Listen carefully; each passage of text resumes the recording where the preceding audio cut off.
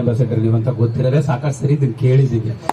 ಅಲ್ಲಣ್ಣ ಇದೆಲ್ಲ ಡೈಲಾಗ್ ಇದೆ ಅಲ್ಲಣ್ಣ. ಆಯ್ತು, ಫಂಕ್ಷನ್ ಇದೆ ಅಲ್ವಾ? ಅಲ್ಲ ಫಂಕ್ಷನ್ ಅಲ್ಲಣ್ಣ, ನಾನು ಆ ಡೈಲಾಗ್ ಬಗ್ಗೆ ಕೇಳ್ತಾ ಇದೀನಿ. ಈಗ ಅದೇಣ್ಣ, ನಿಮ್ಮನ್ನ ಅನಲೈಸ್ ಮಾಡಿ ಬರೀತಾರೋ ಅಥವಾ ಅರ್ಥ ಮಾಡ್ಕೊಂಡು ಬರೀತಾರೋ ಗೊತ್ತಿಲ್ಲ. ಈಗ ಅದು ನಿಮ್ಮ ಅಭಿಮಾನಿಗಳೇ ಸಹಜವಾಗಿ ಫಿದಾ ಮಾಡುತ್ತೆ.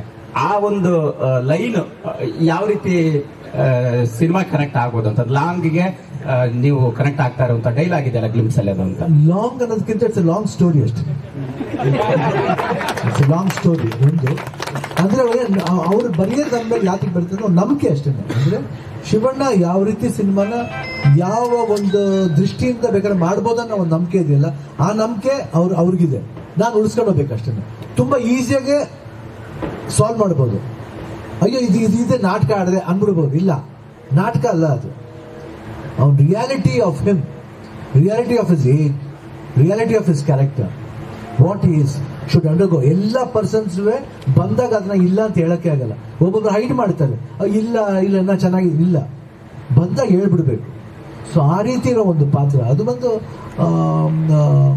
ಲಾಂಗ್ ಕನೆಕ್ಷನ್ ಅನ್ನೋದಕ್ಕಿಂತ ಏನ್ ಗೊತ್ತಮ್ಮ, ಫಾರ್ ವಾಟ್ ಇಟ್ ಈಸ್ ಅಂದ್ರೆ ಒಂದು ಡೈಲಾಗ್ ನಮ್ಮ ಬಿಟ್ಟು ಎರಡು ಏನಂತೀವಿ, ಎರಡು ಕೋಣ ದೃಷ್ಟಿಯಿಂದ ಹೇಳ್ಬೋದು, ಎರಡು ದೃಷ್ಟಿಯಿಂದ ಹೇಳ್ಬೋದು. ಆ ದೃಷ್ಟಿ ಲಾಂಗ್ ದೃಷ್ಟಿನ ಇರ್ಬೋದು, ಇಲ್ಲ ಶಾರ್ಟ್ ದೃಷ್ಟಿನ ಇರ್ಬೋದು.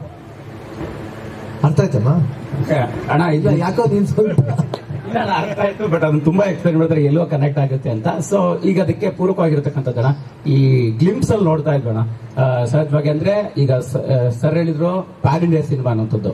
ಈ ನಮ್ಮ ಪರಪ್ಪನಗ್ರಹಾರದ ಒಂದು ಸ್ಟೋರಿ ಕೂಡ ಒಂದು ಗ್ಲಿಮ್ಸ್ ಅಲ್ಲಿ ಕಾಣಿಸ್ತು.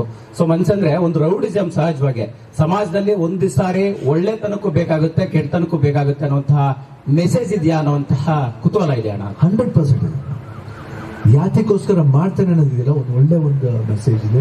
ಜೊತೆಲಿ ಸಮ್ಟೈಮ್ಸ್ ಏನೋ ಮಾಡಬೇಕಾಗುತ್ತೆ, ಅದು ಆ ಮುಗಿದಿರೋ ಕಾರ್ಯ ಬಂದಾಗ ಏನಾಗುತ್ತೆ ಅಂದ್ರೆ ಅವನು ಯಾವ ಇದನ್ನ ಉಪಯೋಗಿಸ್ತಾನೆ.